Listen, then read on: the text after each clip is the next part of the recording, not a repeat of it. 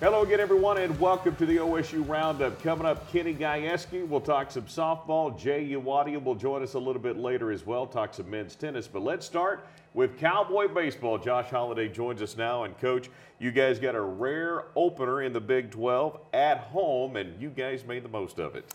Yeah, you told me that we'd only opened at home once in the last 6 years. So here in, I guess, my 7th year now, our second time to open conference play at home, which is nice. And we had a great weekend of weather and obviously 3 well-played games, 3 victories, and off to a pretty good start to get Big 12 play opened. Absolutely. Let's start with Friday night, Coach. You guys had Jensen Elliott on the mound, and, you know, it felt like a grind for him. But as you look at it, he got through 6 1/3, so still a pretty good starting effort. Well, one thing you get with Jensen every time is you get a very focused competitor. And as he went out Friday night, you knew he was going to keep you in the game. Gets a tough blow early in the game on a ball that was controversial. We felt it was foul. They felt it was fair. Ultimately ruled a home run. But he didn't let that bother him. He kept chipping away at it. He pitched deep into the game. He gives you that stability you need every time out on a Friday to go out and get a series started. I thought he did a nice job. As a team, you know, we hung in there, played pretty good. You get late in the game in a close one, and then a big inning late blows the doors open for us. And, you know, it's interesting because you mentioned the psychology of overcoming that decision by the officials in the home run, and he ground just, again, a grind all the way through. Another guy that's kind of got to do the same thing is Colin Simpson. They're going to play shifts on him. They're going to do all kinds of crazy stuff, and he really fought through that on Friday night. Colin has shown an ability to make adjustments, especially in the last 2 weeks. You know, he's been a marked man. You going into your senior year, you're the returning home run king in the conference. People have tried to pitch him differently, pitch around him, try to keep him from getting pitches that he could drive and force him to hit the ball the other way. He's really starting to relax. He's taking his walks. You see more base hits now all over the field. And this weekend I thought was by far his best weekend of the year. Drew a bases-loaded walk to get a run, get the RBI. And then Coach Bryce Carter, you know, his at-bats, he just hangs in there. He'll take his 2 strikes and then battle away. Went 2 for 4 and 4 RBI. Bryce has been a tremendous addition to the program. Not only has he provided good offense and, as you mentioned, numerous 2-out, 2-strike timely hits, but he's also caught at a high level and kept Colin fresh to where no one guy's having to carry the whole load back there. And I think as a result, it's making them both better. So Bryce has been a really good addition to the team. He's got great leadership qualities. And as you mentioned, big part of our offense on Friday night. Friday night, again, the Cowboys had a 6-run 8th inning, which produced enough runs as the Cowboys get the win 11-4. Let's move to Saturday. 30-minute delay because of rain. That was it. And then you guys got it in there despite showers trying to pop up around us. But in this one, Coach, again, another bit of a grind for Joe Leonard. But when you look at the way you guys answered, runs by Kansas State, you would answer right back. And just a good, gritty win for your team. Yeah, the day 2 kind of vibe, both teams going at it. I didn't think either team was particularly sharp in terms of execution. Joe went out and fought through 5 innings, showed the veteran leadership that he provides. Didn't have his best command of his breaking ball, but he still found a way to get deep enough in the game that our bullpen was able to come in and really keep it tight the rest of the way, and that's what it took. We got good relief pitching from Logan Gregg, Ben Leeper with some big outs late in the game. And ultimately, we found a way late to get that elusive run. Jake Taylor, a little bit of a foreshadowing with a big sacrifice fly in the 8th inning to put us ahead by a run, and a good win for us in Game 2. McCusker, a couple of triples. You guys, Leeper got that first win of the season. So a good win, and with that, the Cowboys got the series win, but they were getting greedy, looking for a series sweep on Sunday. We'll take a break, and we'll take a look at that game coming up right after this.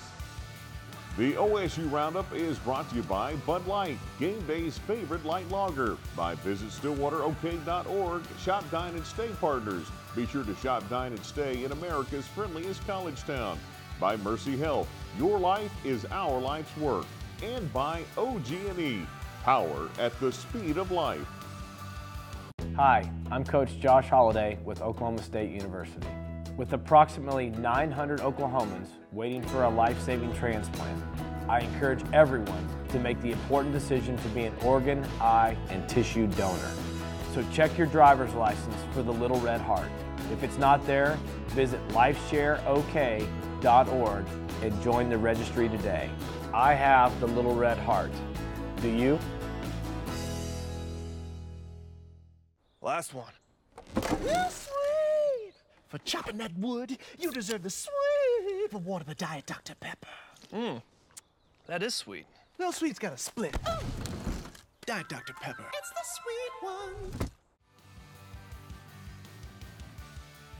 Welcome back to the show. Casey Kendrick along with the head coach for the Oklahoma State Cowboy baseball team, Coach Josh Holliday, in his 7th season, just opened up Big 12 play. And Coach, you and I visited last week on this show about learning to finish series, learning to get the sweep, continuing to progress. And in Big 12 play, what better time than to get your first sweep?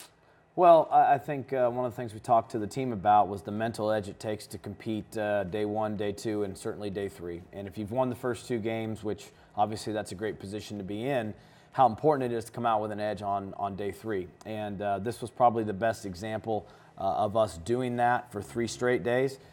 We come out initially on Sunday and get behind early. We answer back. Once again, they strike in the 2nd inning, get ahead 4-1. Jake Taylor comes up with a big 2-run dinger to cut it back to 4-3, and we really never let them separate. Even though they scored a little bit, we jumped back in on it. Tremendous relief pitching by Jake Lyons. I thought his 5 innings out of the bullpen was really the story, along with Jake Taylor's 2 homers and Colin Simpson's big 2-run blast there in the middle of the game that really shifted momentum our direction for the remainder of the game. Well, and go back to Simpson, and I know we've spent a lot of time talking about that young man, but again, they put him on intentionally twice on Friday night. They pitched around him a little bit. They put the shifts on and all of those things. He just stayed on the timing, stayed there, and then was able to pull one, and he cranked it. Yeah, he accelerated on that ball to right field like no one's business. I mean, that ball got out of there in a hurry, and that was kind of vintage Colin. We've seen him with that signature line shot with some elevation to it to straightaway right field like he did there. Really good to see. Good to see the excitement that the team shared with each other. Great to see Jake Taylor hit 2 opposite field home runs, both of which were pivotal. One put us back in the game, and one got us to that 4-run lead late, which I think you're always fighting for. And good team win. Good all-around play on offense and defense. As we spoke about, Jake Lyons, tremendous effort in relief, 5 really good innings. Parker Scott bridged the gap, and Brett Stanley just left too many pitches up in the zone. It wasn't like they hit him hard, but they hit him often enough to put him in place. So all in all, a very good week for our team, and growth moments for many kids on the roster. Great crowds, great weather. So a lot of things that as a program you feel good about heading into another very challenging week. And now the challenge on the road against TCU, and obviously that'll be a good challenge. Well, TCU, excellent team once again, tremendous pitching. Playing down there is always a great challenge, but one that we'll embrace, and we'll head down there prepared and ready to play. Cowboys atop the Big 12 at 3-0, and the next one up is 4 again on the road at TCU. Let's take a break. The Cowgirls went on the road and opened up Big 12 play as well. Kenny Gajewski joins us on the other side of the break. We'll be back. Don't go away.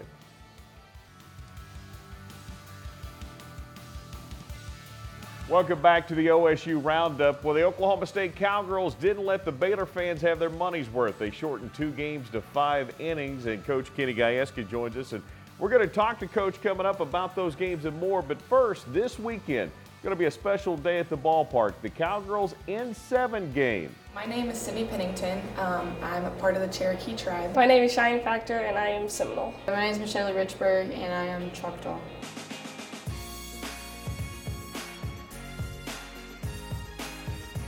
My heritage means a lot to me because it's important to me to represent my tribe and culture and show these young kids at the Native American youth movement that it's important to keep the culture alive.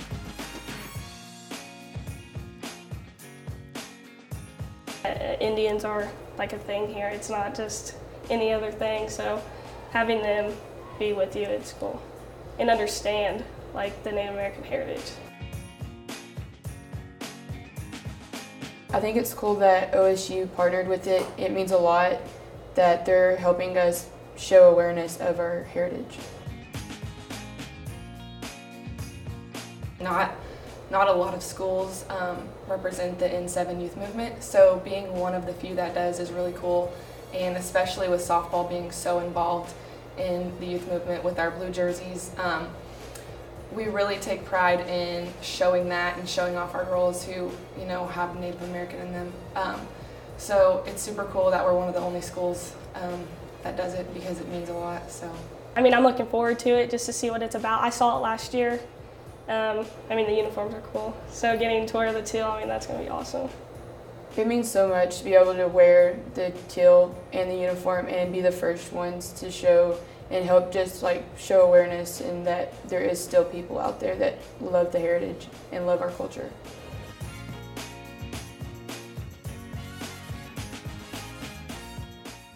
Coach, it's awesome. You guys have really embraced that. The only softball program right in the country that has done that, and just a really special deal.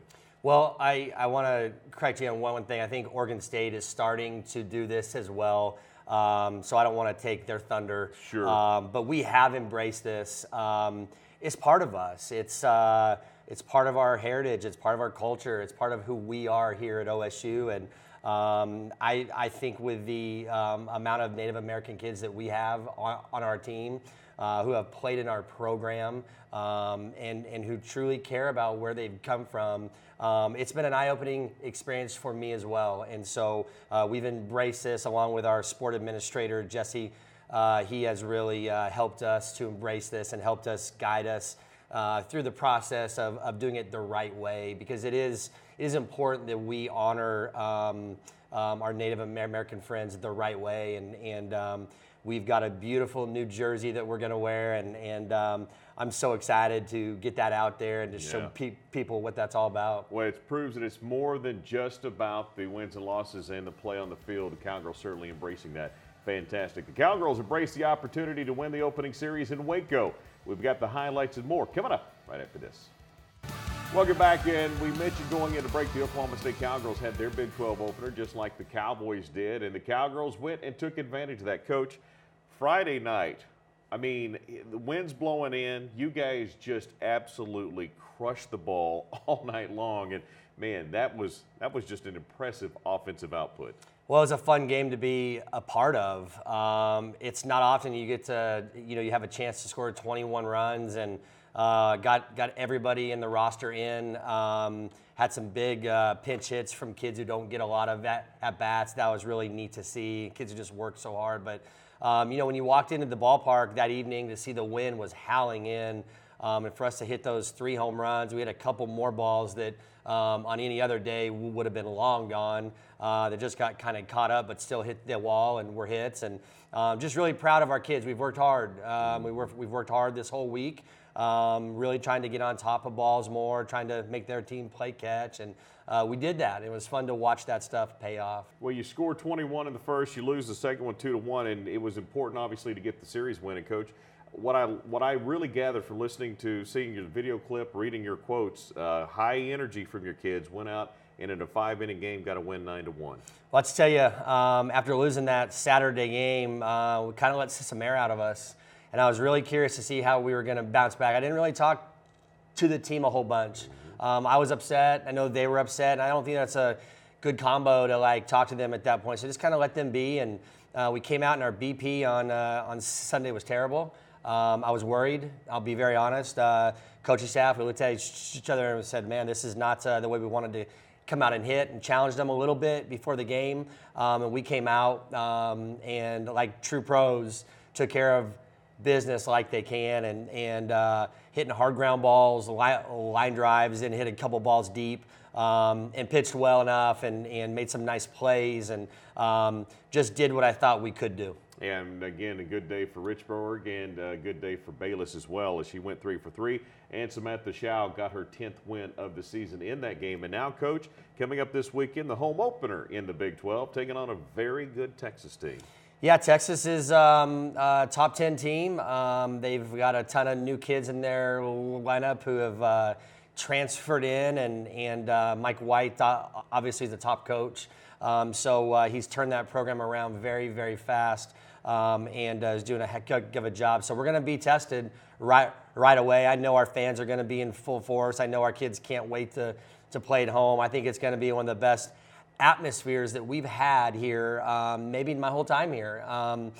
So I'm excited about them coming in and testing us, and seeing how our young kids respond and how our older kids can help them get through that, and it should be a great weekend. All 3 games televised, Friday night at 6 o'clock, Saturday at 7:30, a little different start time there, and then Sunday, 1 o'clock from the Cowgirl Stadium. Coach, always appreciate the time. Best of luck this weekend. Thank you.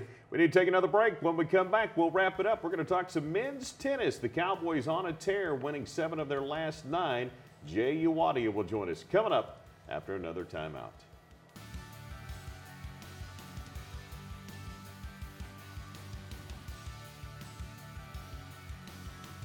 Welcome back to the OSU Roundup, and as we get ready to wrap up our time here this week, we are turning our attention to men's tennis. Jay Uwadia, the head coach, joins us now. And Coach, certainly a pleasure to have you with us on the show. Thanks for having me again. 7 of 9 matches you guys have won here. Obviously, you guys have been playing really, really well as of late. Yeah, it's been a long season. You know, we've played a lot of matches. Always great to play in our facility.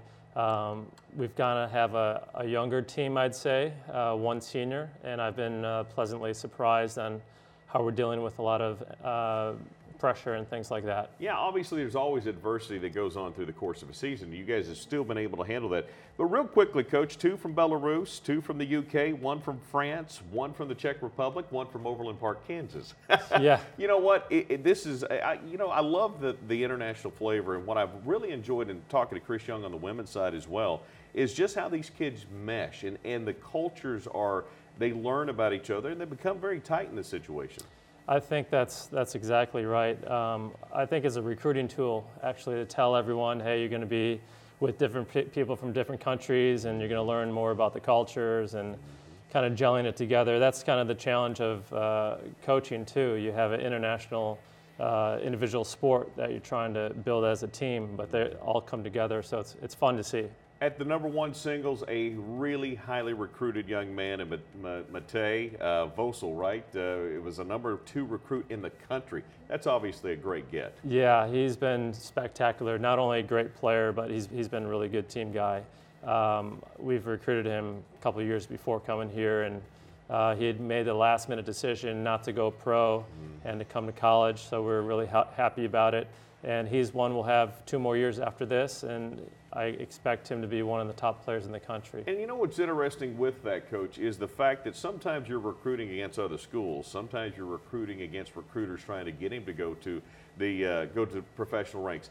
But if you can help develop a kid and show them what a year or 2 or maybe more at a collegiate ranks can do in their professional career, that's always a huge plus for you. Exactly right. We have some former players in the past that have done well on tour, and that's making it more attractive. And I think tennis in general, the college tennis, it's developing the most professionals out of, if you put down any federation, any country in the world, and you put it against college tennis, how they develop top 100 players, now college tennis is number 1. So that's a great selling point that we're able to get these players in here, develop them, and then they can go on tour and do some special things. Absolutely. You guys are trying to do special things as you move into the conference season. You guys are going to be taking on a highly ranked Oklahoma team. The latest rankings had you guys in the top 25 in the ITA rankings, according to the NCAA.com.